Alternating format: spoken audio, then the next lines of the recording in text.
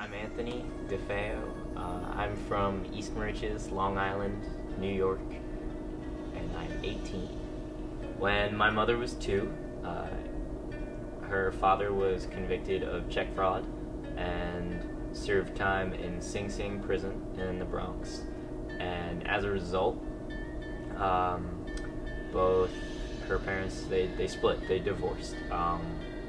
And for something like 40 years, my mother was not in touch with her father, didn't know if he was alive or where he was, figured he was somewhere around the Bronx. And on New Year's Eve 2003, we got a phone call from a gentleman claiming to be Mario Morano, my mother's father.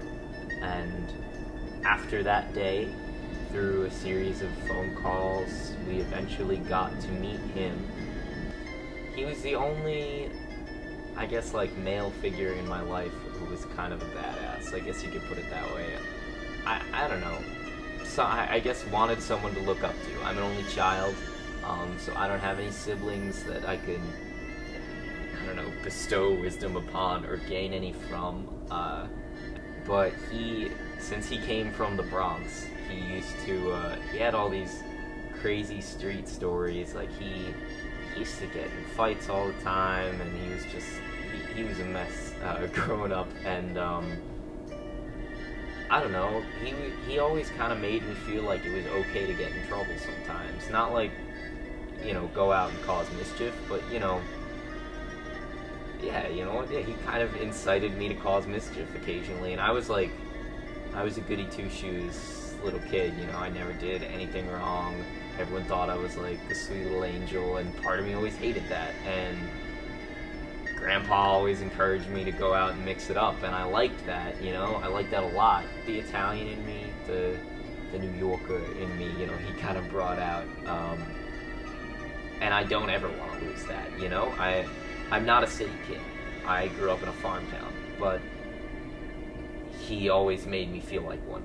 And even if it was just like a character that I got to play when I was with him, it was fun. It made hanging out with Grandpa really unique. And I think that was part of the draw to him too. So he definitely left me with a facet to my character that I wouldn't have without him. When we finally got back in touch with him, he asked for pictures of my grandmother, because he hadn't seen her in 40 years. And we gave him some old photographs of her, and some new ones too. And he blew them up and he put them in his apartment. He made them big and he hung them up.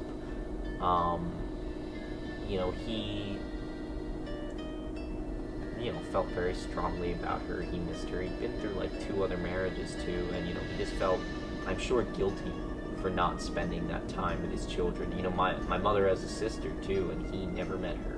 She never wanted to meet him, but there's still more to my family that he never got to see. If you know who they are, and you know the people that you don't maybe value your time with as much as you should. Pick them out, go find them, talk to them, make amends. If you really, really feel deeply troubled by anything, fix it as soon as you possibly can.